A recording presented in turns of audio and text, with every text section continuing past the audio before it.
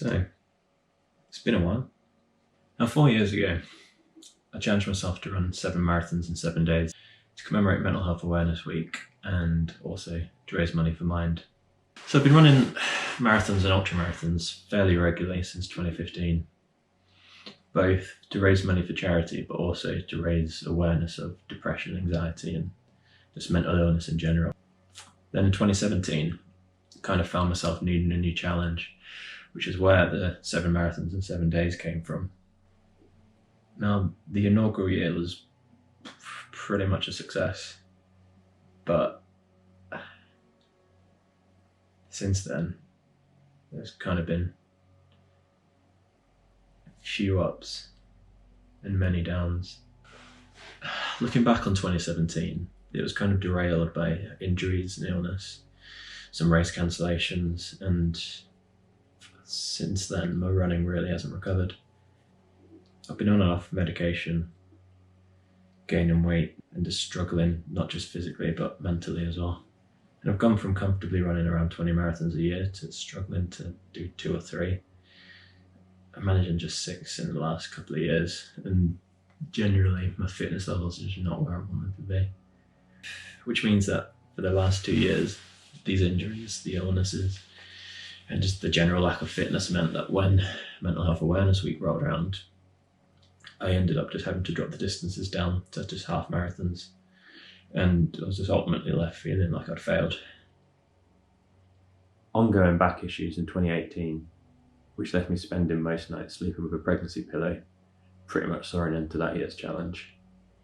And whilst I managed to run a marathon on the first day, the lack of any training saw me throw the towel in on the second.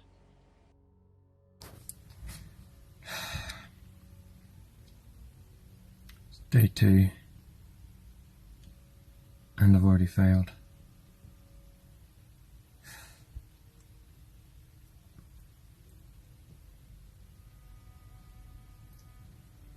Yesterday took a lot more out of me than I was willing to admit.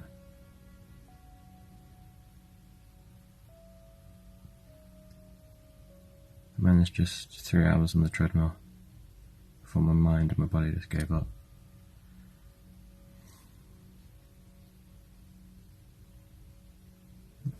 15 miles done. It's 11:15. There's no way I was finishing before midnight. I just want to go home and go to bed. Then last year, I didn't even manage a marathon on the first day, as heat and general lack of fitness saw me stop at 16 miles after throwing up several times. But this year, I had every intention of going again, getting my fitness levels back to where they should be and making a success of the 7 marathons in 7 days. But then the global pandemic hit. And up until about the end of April, I was ready to just postpone the whole thing. Maybe run it later in the year. I'd even run an impromptu marathon on the last weekend, just hoping that it'd get the idea out of my system. But it didn't. So I said, fuck it, and decided to go again.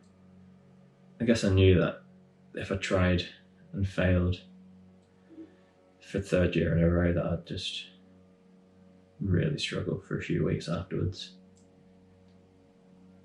But if I didn't even try, that it'd be so much worse. It goes without saying, really, that running a marathon unsupported is tough. Having to plan a route that incorporates potential toilet breaks and stopping to get food and drink, and trying to do that when you've got to remain socially distant, knowing that you can't just pop into a shop to grab something to eat or go to the toilet. It's going to be difficult. I mean, I've seen online people that have been running marathons whilst in lockdown, running around their back garden or their living rooms, or just even on their balconies. So it's kind of like a worst case scenario. I started trying to work out routes that I could do. It was like 5,240 laps of my garden, 135 laps of the train station car park or just 64 laps of the local park.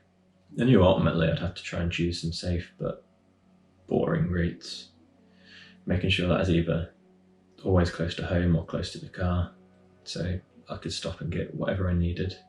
It also meant I was having to get up at 3 o'clock in the morning so I could start running by 4 just to avoid as many people as possible. Also, once again, I kind of neglected to take the week off work, so every day once I'd finished, I'd have to get home and then do a 4 days work. Kind of an unnecessary pressure I put upon myself again. Each day was really going to have to be taken as it came. Once lockdown kind of came in, like, my training took a bit of a massive hit.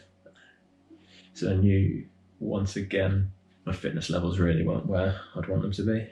So when I started running on the Monday, I was anxious. I knew that I should be able to get through the first day.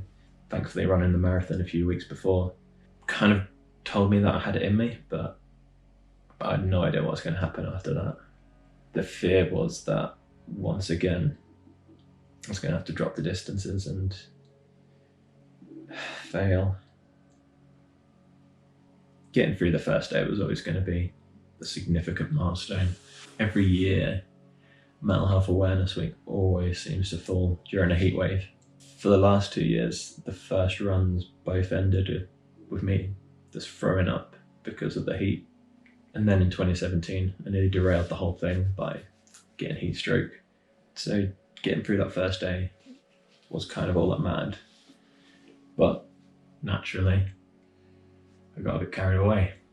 So I had a pretty decent route planned out for that first day, but once I started running, I got a little bit carried away and just started going off course and nearly ended up on the moors. In hindsight, it was probably a bit reckless, but at the time I kind of felt that if I was only going to run one marathon, I at least wanted to try and enjoy it. Then day 2 was a little less eventful. I knew I had to try and slow the pace down a little bit after getting carried away the previous day, but didn't bank on sleeping through my alarm twice, so by the time I did get up, I had little time to do any kind of warm up and just had to run straight out the door. By Wednesday, I started thinking about those backup plans. It was due to hit the mid-20s fairly early on in the day, and so I knew it was going to be a tough run. So I loaded up the car, drove across to the nearest park, but after just 20 laps I was struggling. I mean, I had every intention of running that marathon around the park, but just after 20 laps I was starting to really lose my mind a bit. So I ended up having to break off the route and focus on preserving my mental condition, even if it meant sacrificing my physical one. So after completing 3 full days, I kind of started to gain a bit of momentum. I mean, whilst the fatigue and injuries were certainly starting to build up, as did the stubbornness. So it kind of became a case of when, not if. But Thursday's run, that's when the toll started to show. I started the week feeling reasonably fresh.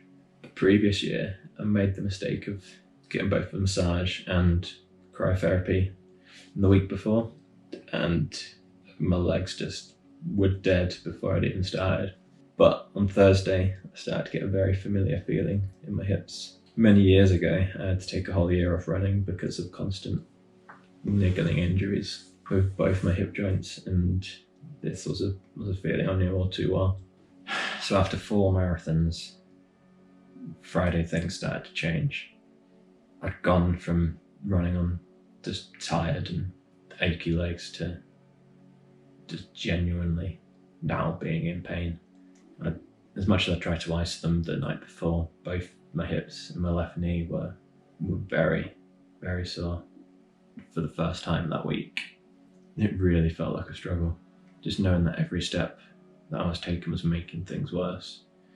It was causing more pain, and it was going to make the remaining marathons that much more difficult. I started trying to be a bit more sensible.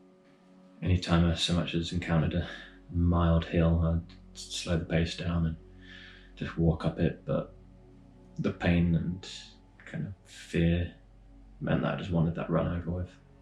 Then once the weekend came, it felt like I was really on the home stretch.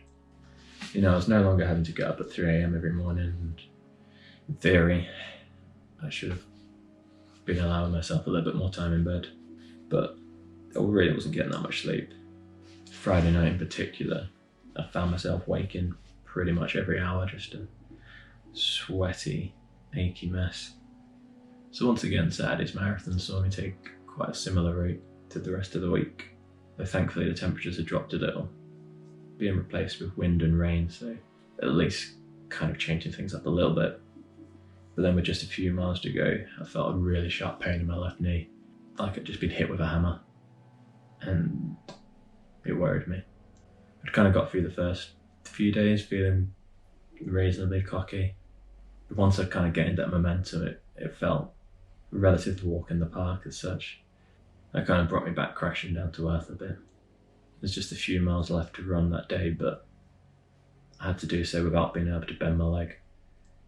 And every step I took was excruciating pain. And I kind of went to bed that night just worrying quite what the next day was going to be. So that final run that's incredibly tough. Not only was I running off the back of 6 marathons, but there was no miracle. That knee injury hadn't recovered overnight. Both hips were sore and my body was very much ready for this to be over. I guess mentally at this point I kind of felt like I'd completed it. I'm stupid enough to have run enough marathons in my time, either incredibly unfit or struggling with injuries, so I knew I could dig deep enough to get through. It just became a case of how much pain was I going to be in and how much damage was I going to be causing myself. So as it was the final run of the week, I kind of treated myself and changed the route a little bit. Opting to run into the centre of Leeds and go past some old milestones and, more importantly, exercise some old demons from the previous years. So the feeling of finishing that final marathon on Sunday was kind of one of relief rather than jubilation. It's done.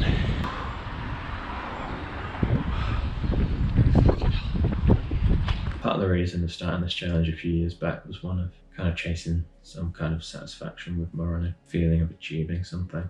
You know, apathy can be almost as much a part of my daily life as breathing.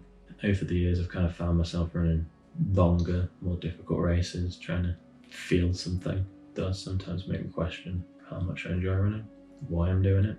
There should be some kind of positive feeling with this, but you know, looking back a few weeks on now, still pretty much feeling the same. I mean, if I'd tried again and failed for a 3rd year in a row, or even worse, just not even started it, it's something that would have been on my mind for weeks, months, probably even until the same time next year, but just haven't completed it. The closest I kind of get to that sense of achievement is just apathy. And so far no amount of therapy or medication has really been able to change that. Now, the current situation that the majority of the world is in right now is going to have a massive impact on people's mental health, if it hasn't done so already. There's going to be people that will be suffering with issues for the very first time, and there'll be the rest of us that may be struggling more so than ever.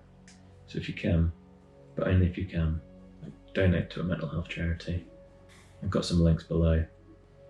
You know, if you know someone that may be struggling, if it's a friend, a family member, or there's someone you haven't spoken to for a while, drop them a message. Let them know you're there to help. The world's a kind of scary place right now. People really need to look out for each other more so than ever.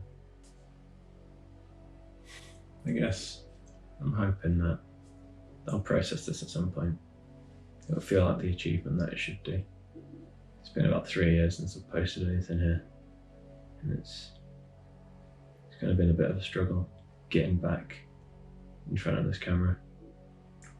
It's weird, you can kind of sit in an empty room, but just feel like eyes are on you. It can feel difficult to talk, even though no one's listening. It should be the easiest thing in the world. I'm hoping at some point this is going to kickstart something. I'm probably not going to be able to run any races this year, but hopefully I get some kind of drive to record some stuff again, both running and in terms of these kind of videos talking about mental illness. I like to think they help. Even if it doesn't necessarily feel like they help me, they might help someone else to know that they're not alone.